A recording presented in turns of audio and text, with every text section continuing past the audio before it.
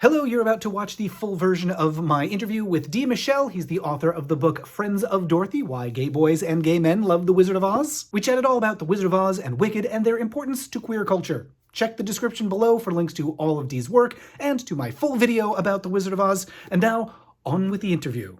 My full name is Dee Michel, and those are my real birth certificate, first name and middle name. My brother is Guy Hank, and my parents were nonconformists. I was born in 1952, and all my life I've had to explain that I'm a guy with a name like Dee. Grew up in New York City. My father was gay, and my parents divorced in 1960 when I was 8.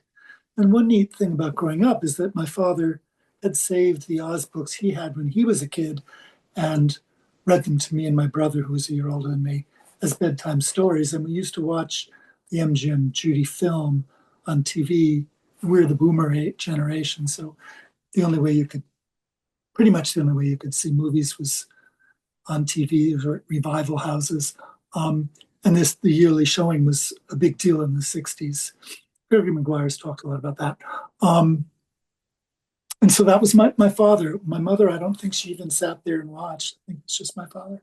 Can you tell me a little about the book that you've written about, all your research and Sure. all the importance of the Wizard of Oz to gay community? Yeah, I was briefly a member of the Wizard of Oz Club in high school or college, but then when I was in Wisconsin in 2000, I went to my first International Wizard of Oz Club convention.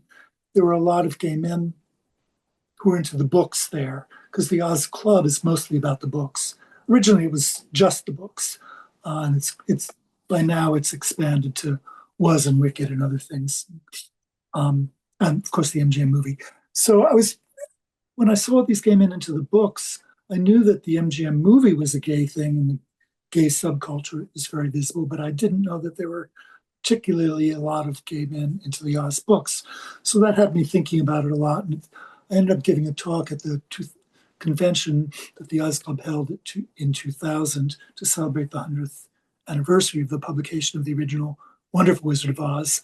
And at that point, I had more material than could make it into an article or a speech, so I decided to write a book. And at that point, I also decided it would make sense to speak to real gay Oz fans rather than just having it be my own opinions on why the parallels between gay lives and Oz stories, as I call them. So I got a questionnaire filled out by over 100 gay Oz fans, mostly boomers, but a fair number older and younger.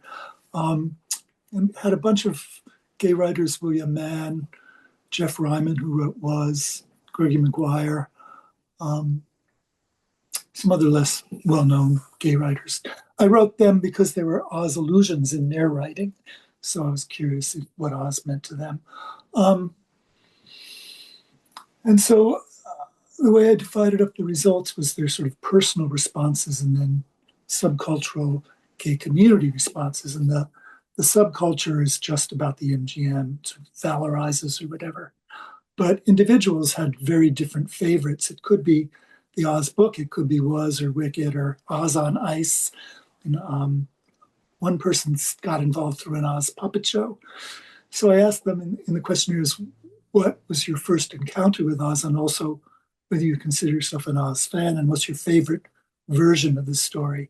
So there isn't really one stereotypical type of Oz fan that things cluster around. There's a lot of variety. Some people love the Wicked Witch, some people hate her, some people like the movie but hate the ending. So there's really a fair amount of variety in all of their responses. Did you get anything from those responses that was particularly surprising? Yeah, I was surprised how little other Judy Garland movies were mentioned. If people were into it as Judy Garland fans, then you'd think they'd like other Judy Garland movies. If they only like Judy in the MGM movie, then that's not because she's Judy, it's because she's Dorothy. That was surprising. I was also really surprised how often people said they were really young when they first became fans. So we're talking 3, 4, 5, 6 years old.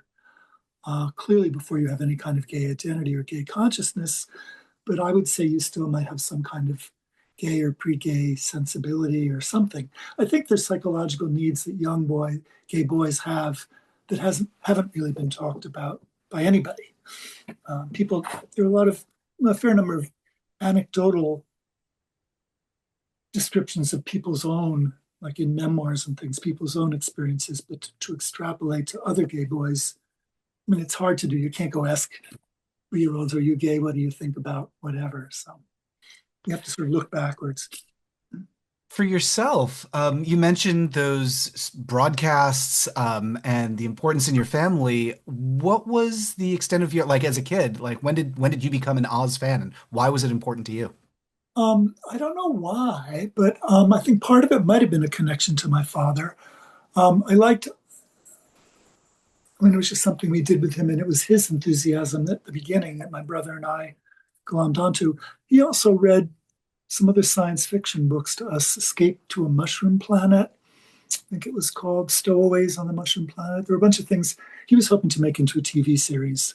He worked at 20th Century Fox and in the advertising, but the TV series never happened.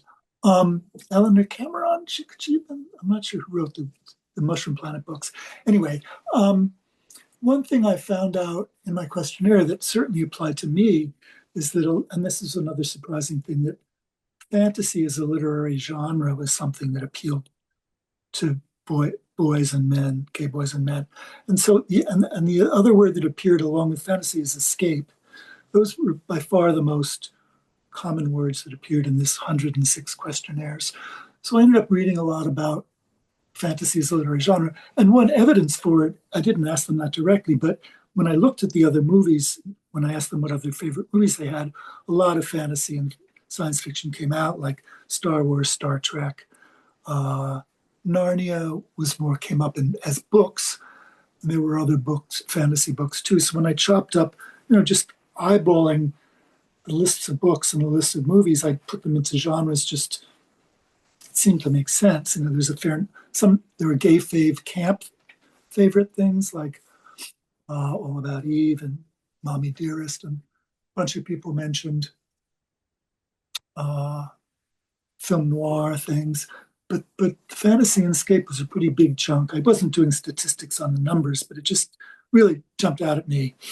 So I think for me that was also what appealed, because I read The Once and Future King much later, and that really affected me profoundly. And I read lots of younger fantasy, like the Edward Yeager magic books, some utopian stuff.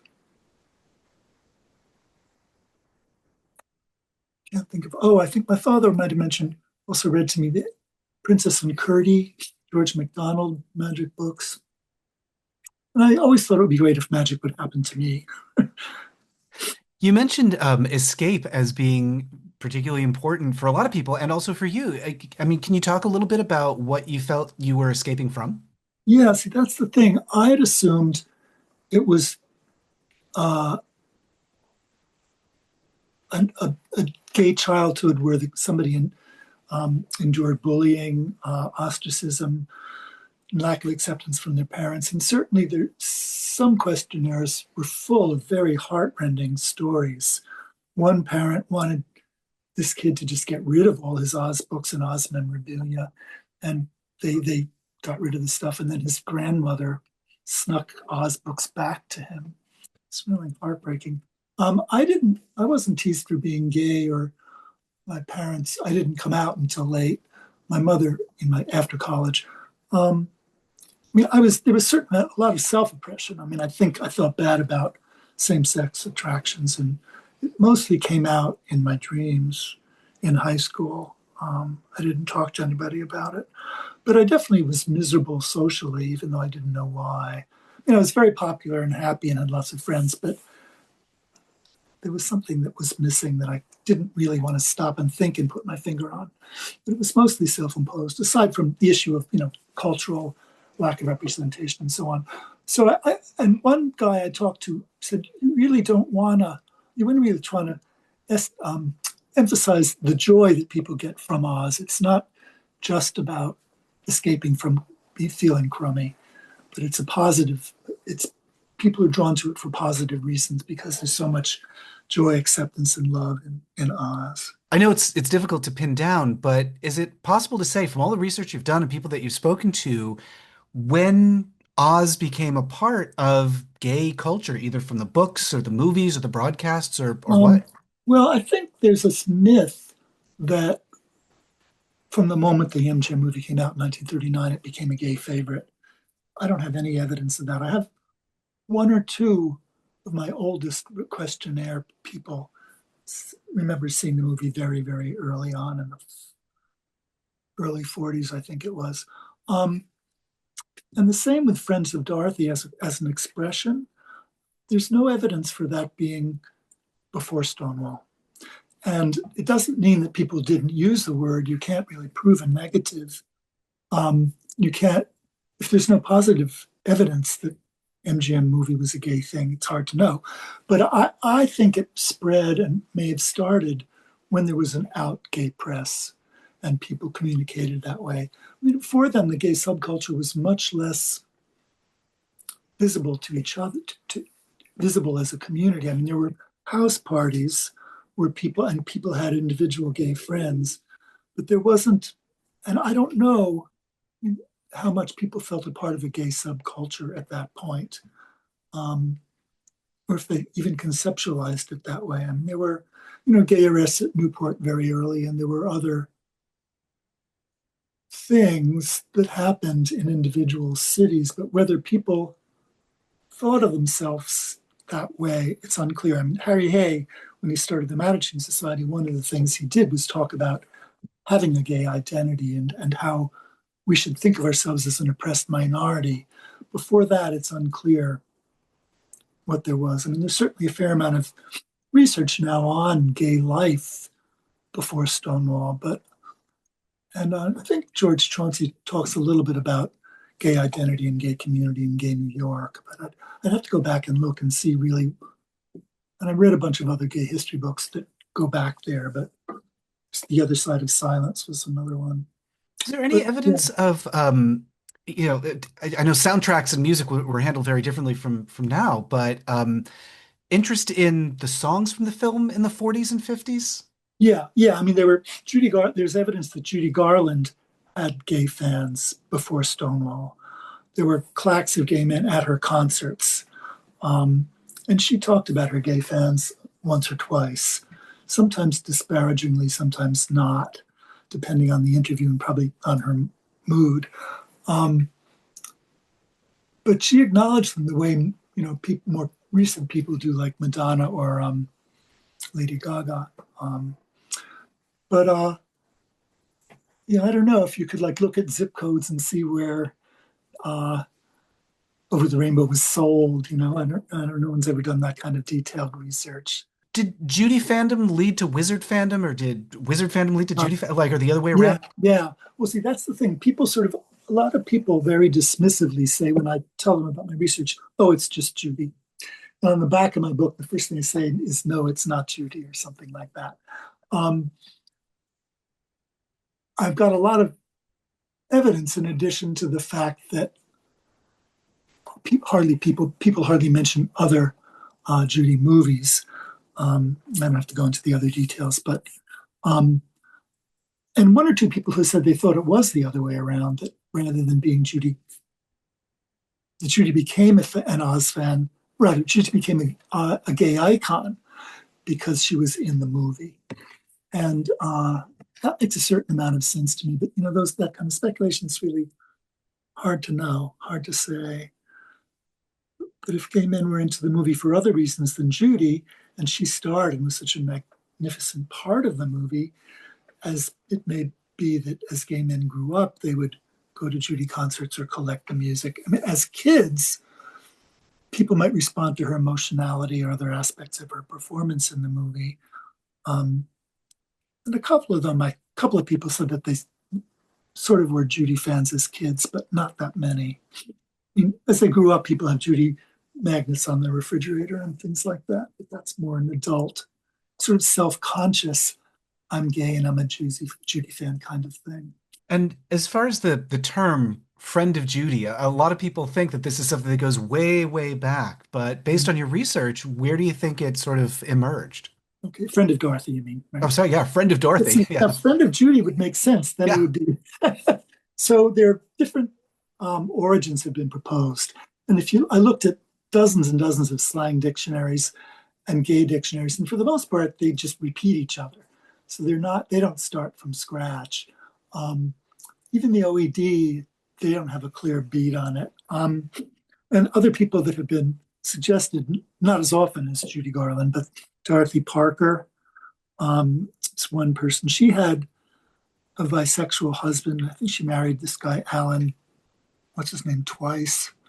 Um, Sort of like a Liza kind of thing, marrying gay men. Um, and Judy, too, married probably two gay men at least. um, there's also a woman named Dorothy Dean. There was an article in the New Yorker called Friend of Dorothy, but nothing in the article itself talks about the Oz connection. It's just some clever editor put that as the title, and so people then glom onto that. Um, and I read two biographies of Dorothy Dean to try to see. She also had ambivalent feelings about gay men who were her fans. She certainly had friends at the Algonquin Roundtable and so on who were gay, but like Monty Woolley. But I don't know. Again, it's only after Stonewall that I find written evidence. Part of the problem, of course, is that it's slang, and slang by definition isn't written down. And I was hoping, both for the history of gay, the MGM movie as a gay thing, and Friend of Dorothy, that I talked to a bunch of gay archivists and people doing research into gay history, and I was hoping that one of them would come up with a diary or some kind of letters where one on one, somebody would say, "Oh, I saw this cute guy at this party, and I wonder if he's a friend of Dorothy in the 50s or 60s." But so far, I haven't, the gay historians that I've been in touch with. But there's a couple of people. There was a guy from Latin America who insisted that it was earlier, but he didn't really have any good evidence. And there's some evidence that in World War II, some army troops sang "We're Off to See the Wizard" or some other songs, but that's not the same as gay evidence. Oh, there's that other weird thing that, who is it? Randy Schultz mentions in Chicago in the Navy. There was this attempt to try to track down Dorothy in Chicago because they thought she was a real person.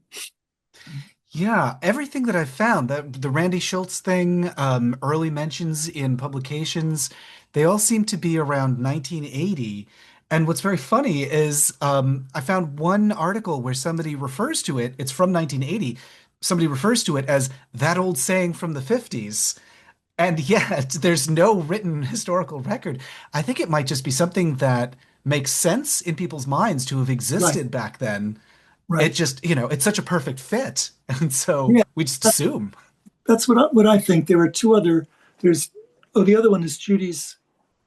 Gay men are fans of Oz because of Judy's one myth, or I call it a folkloric belief, handed down from generations. Another one is that Judy's funeral caused the Stonewall riots. There's one or two Stonewall veterans say that that's true, but many more don't. There was hardly any mention of her in the press about the Stonewall riots. The funeral wasn't mentioned. Somebody found one that they told me about. Mark Stein does gay history. And I guess the fourth one is that the movie was a gay favorite since it has come out. So those are all interrelated beliefs in that they're all talking about Judy Garland and the MGM movie, or both. And they reinforce each other the way you were saying. I think we want them to be true because they're such nice myths to think about. And if you think about not myths like Greek myths so much, which originally did evolve to explain natural forces like thunder comes from Zeus, the thunder god, but folklore, um, anthropologists talk about it as something that glues culture together. If you share jokes or pat a cake games or kids things and adult stuff too, it binds you together with other people who share that information. So my theory, again, there's really no way to prove it, is that these kinds of folkloric beliefs are passed down from person to person, whether mentor or whatever. And we want them to be true. In a sense, it doesn't even matter whether they're true or not, because it's like, don't bother me with the facts. This is what I want to be true. And in a way, it's like, the Trumpists' idea is like, don't bother me with the facts. I believe this in the gut. Um, so, I mean, that's my theory, is that these interrelated beliefs reinforce us. And they also give us a sense of gay history. I mean, that's the thing, is that because they happened a while ago and they're all about the past, thinking about being part of a gay community that has lasted since before Stonewall is very reassuring and empowering. It makes you feel part of something larger than yourself. Because we don't have gay culture passed down for the most part in our family, the way other people do in other cultures, these kind of folkloric beliefs help us feel like we're something larger. And even people who aren't Oz fans who are gay, might subscribe to them. So that's my theory. Have there been periods where it seems as though Oz as a force in gay culture might be fading away? Like it seems like there was a surge of it in the 70s and 80s, and did it Mm. seem like passé and old-fashioned in the 90s? And then, Well, that's really interesting because people have written about Judy being passe. I found 4 or 5 articles in the 90s or 2000s where Judy is no longer, Judy is dead, and, things like that. And talk about how now we have, more out, less repressed and suicidal gay divas to be icons. Um, so to the extent, I mean, generally that stuff is also just one person's opinion. But the fact that there are 4 or 5 articles in the gay press that some editor thought were worth publishing, but there haven't been articles that talk about Oz being dead in gay culture. Um, you still see it. People dress up as Oz characters in pride parades, maybe less often in the 70s. Again, that's hard to quantify. Um, and when I started my research in the 90s and in the 2000s, there was a lot of allusions to the MGM movie in the gay press, in headlines and in ads, names of gay bars. Um, Oz was a bar in New Orleans that had a great T-shirt that of course, I got. And there was a Canadian gay clothing store in the early 2000s called Friend of Dorothy, and I've got a hat that says AFOD on it. Um, Somewhere here in this room. Anyway, and I haven't really quantified it. I wouldn't be surprised if it's tapered off because part of the MGM movie's appeal is to boomers because they could see it every year, and there wasn't that equivalent kind of enthusiasm for other movies at that time. People have said Wizard of Oz is the most widely viewed film, period. I don't know if that's still the case, but once you could get access to DVDs and streaming, Oz is less different in terms of access. But one thing that I think I started it as a whole chapter and ended up it was just a part of a chapter was looking at what competition Oz might have, looking at in terms of being a gay favorite and comparing it to other things. Um, and people have talked about Harry Potter, him hiding under the stairs, sort of, and having the secret identity of a magician and the Muggles not knowing about that and going to a separate world. I mean, it has some of the similar appeal, and there, one or two papers I've seen people talk about the gay thing about Harry Potter, but you don't see people dressing up in pride parades as Harry Potter, and you don't see Harry Potter imagery being used in ads in the gay press. But it's certainly accessible in the same way that the books were hugely bestsellers and the movies as well. So it's out there. And there's some metaphors you can say, but it doesn't seem to be glommed on by the community. And then there are other things that are like Peter Pan. There's some cross-dressing in that. I mean, gender roles is one thing that Rowling doesn't really take on. I mean, they're powerful women, but it's not really a thing. Um, but Peter Pan has got cross-dressing. Both Captain Hook is sort of effeminate, and Peter Pan is almost always played by a woman. Um, and again, there's sort of the escape. There's having special powers in Neverland, but again, you don't see individual gay Oz fans might also like the story or and there are various versions, the Disney animated one and lots of others, but you don't see it adopted at the subcultural level, as What far as about with something like Wicked, either the book or the stage musical, now the movies? Have you seen gay fans either well, taking that up or? yeah, I think the movie has gotten such huge press, and with all the merch, um, it's really been a huge phenomenon. And the musical has been on Broadway for over 20 years. Um, I don't know how well the books have sold. I mean, Gregory Maguire certainly made more money off of those books than anything else he's written. A lot of people don't know how much other things he's written, except there's the other fairy tale retellings, but he's wrote a whole lot of uh, young adult and middle grade books and elementary school level books. And one of them, Oasis, was like a middle grade, really gay novel. Um, but Oh, and well, actually, you saw Defying Gravity on videos in gay bars. That was one of the songs that people seem to like. And Alphaba, Idina Menzel, and Kristen Chenoweth, both the original stars of the Broadway version, have talked about their gay fans a little bit. Um, and Alphaba, especially the idea of her being green and being an outsider, is something that people identify with. But again, I haven't seen it glommed onto at the community level yet. But I'm wondering if, as the second movie comes out and it becomes really popular, if we'll see. I mean, there have been reviews of it in the gay press, but they review lots of different movies. I went as Fiero to a big sing along locally 2 weeks ago, and I was hoping there'd be other Fieros and other gay men, but I was really disappointed. There was one other gay man dressed in drag as I can't even remember now if he was Glinda or Alphaba. And he said hi to me by name. I didn't even recognize him. I think because of his great makeup. But the amazing thing I have to tell you about this is that it was a huge cosplay event at UMass, and then they had a sing along of the movie. And the Pioneer Valley or the Happy Valley is what people call this area of Massachusetts. 5 college areas, a smaller unit. Um, there's a lot of big lesbian presence. The lesbians are very visible, especially in Northampton. And there's gay men's potlucks that have been going for 30 years. So there's a sizable male population too, but both are very, very white. Northampton and Amherst are both very, very white. And the colleges too, they might, Smith College does outreach to try to get people of color, and there certainly are some people of color. But at the cultural events that I go to, it might be 1 or 2% white.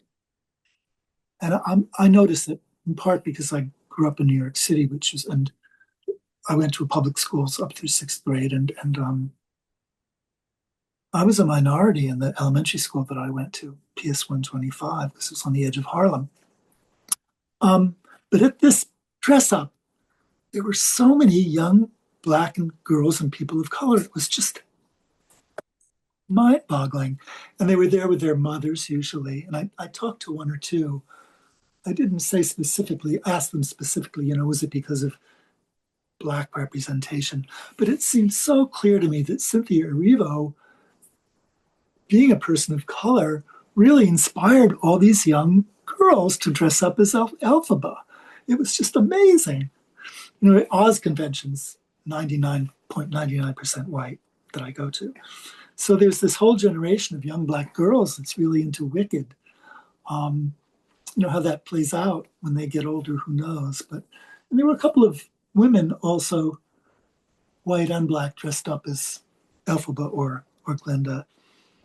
Weren't any cross-dressing female Fieros. And now that Jonathan Bailey is the sexiest man alive, I was hoping that was before that happened. It's 2 weeks ago. But anyway, I was disappointed that there weren't more Fieros. It'd be very interesting to see Wicked take a place in lesbian culture in the same way that The Wizard of Oz has been so important to gay men. I wonder if it might, Yeah, that very strong female relationship especially in the films might Yeah, become very important to young sapphic women.